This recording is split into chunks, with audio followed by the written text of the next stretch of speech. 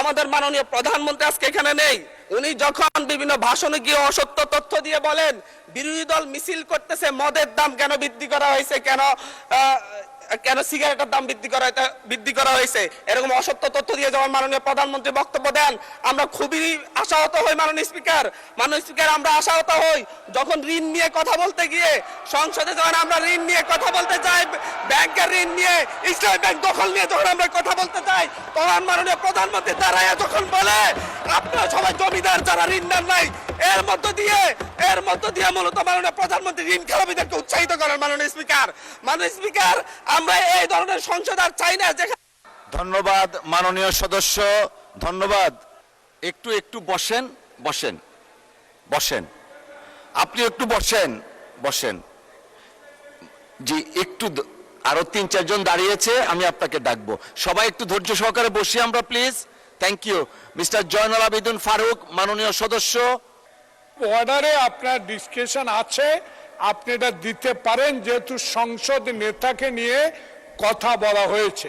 আমি আপনাকে বিনীত অনুরোধ করব, আমরা যেমন তেমনি দাঁড়াই না, যখন একটা অসত্য তথ্য এই সংসদে উপস্থাপন করা হয় তখনই আমাদের সদস্যের পক্ষ থেকে কথাটা বলার দরকার না। আপনার অনুমতি চাই। মাননীয় স্পিকার, মাননীয় সদস্য, একটু আপনি যেহেতু মাননীয় প্রধানমন্ত্রীর কথা বলেছেন, মাননীয় সদস্য মির্জা ফখরুল ইসলাম আলমগীর সাহেব কিছু বলবেন না এই বিষয়ে? যদি আপনি ডেলিগেট করেন ওনাকে দিতে পারি। জি, জয়নুল আবেদিন ফারুক সাহেব। মাননীয় স্পিকার, 2 মিনিট আপনার জন্য, 2 মিনিট। আমরা এই সংসদকে কার্যকর করার জন্য উভয় পক্ষে একটা সম্মতিতে এসেছি। এই সংসদে কোনো অসত্য বাক্য উত্থাপন করা হোক বা এমন কথা বলা না হোক যে কথায় আমাদের মান সম্মান হানি হয়, সংসদ নেতাকে কটূক্তি করা হয়।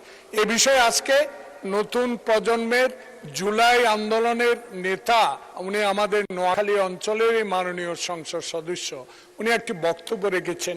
এটাতে আমরা খুবই ক্ষুব্ধ, কারণ আমাদের নেতা উড়ে এসে নাই। শহীদ প্রেসিডেন্ট জিয়াউর রহমানের সন্তান, দেশ নেত্রী বেগম খালেদা জিয়ার সন্তান। 16 বছর ধরে যিনি এই দেশের মানুষের গণতন্ত্রের জন্য, ভোটাধিকারের জন্য সংগ্রাম করেছেন। আজকে কোনো লুটের ভোটে নয়, 10টা হুন্ডার 20টা গুন্ডার ভোটে নয়, একটা সুষ্ঠু ভোটের মাধ্যমে সংখ্যাগরিষ্ঠ অর্জন করে সরকার গঠন করেছে। তাই আমরা আজকে যে অসত্য সংসদ নেতা নিয়ে অসত্য কথা বলেছেন, এটা এক্সপান্স করার জন্য আপনার কাছে বিনীত অনুরোধ জানাচ্ছি।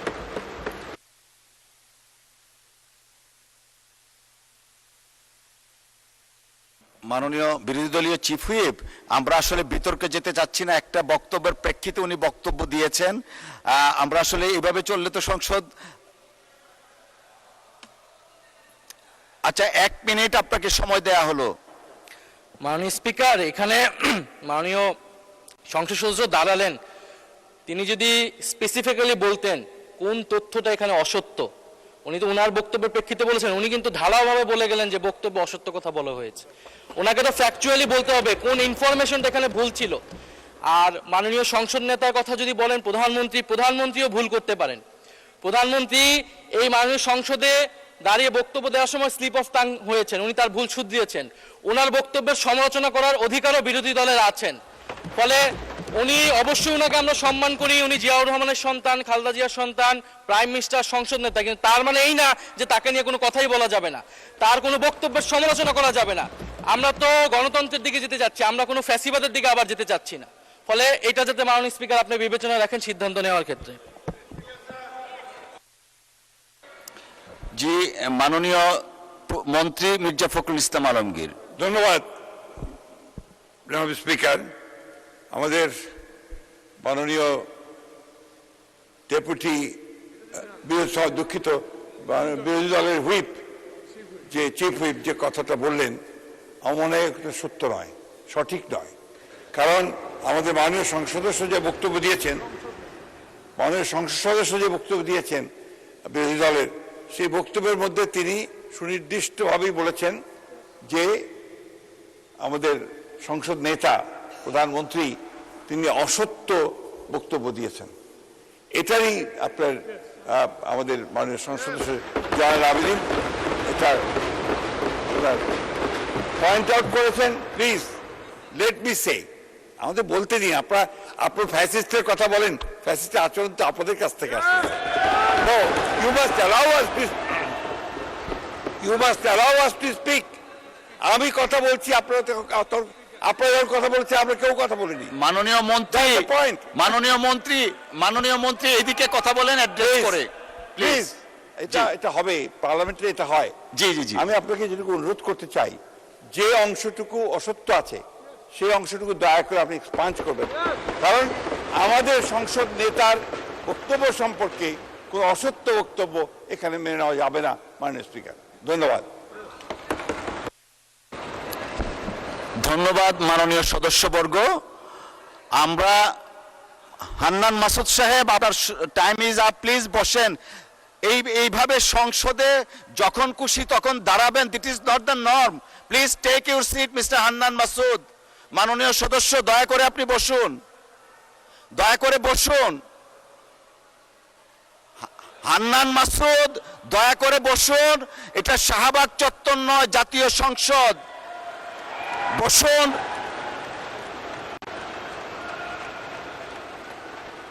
May I humbly request you to take your seat, please? আপনি বসেন।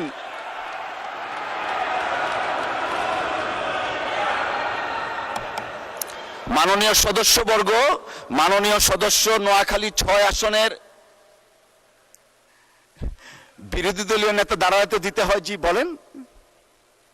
ধন্যবাদ মাননীয় স্পিকার। আমাদের এই হাউজেরই একজন সদস্য হান্নান মাসুদ বক্তব্য রাখতে গিয়ে তিনি সংসদ নেতার ব্যাপারে কিছু কথা বলেছেন। আমি আপনাকে অনুরোধ করব, বাইরের কোনো বিষয়কে টেনে এখানে এনে এক্সপাঞ্জ করা বা বক্তব্য দেওয়া কোনোটাই যেন এলাও না করা হয়। কারণ আপনি এইমাত্র বলেছেন যে এইটা সাভার স্কয়ার নয় বা শাহবাগ স্কয়ার নয়। তার মানে হচ্ছে সংসদের ভিতরে একটা সংসদীয় নর্মস আছে, বাইরেরও একটা গ্রামার আছে। যার যার গ্রামারকে সেই জায়গায় আমরা রাখি। বাইরের জবাব বাইরে দিব, সংসদের জবাব সংসদে হোক। তবে এটা সত্য, এটা অসত্য, এই ঝগড়ায় যদি আমরা যাই তাহলে অনেক কিছু আমাদের জন্য হয়তো বা লজ্জাজনক হয়ে যাবে।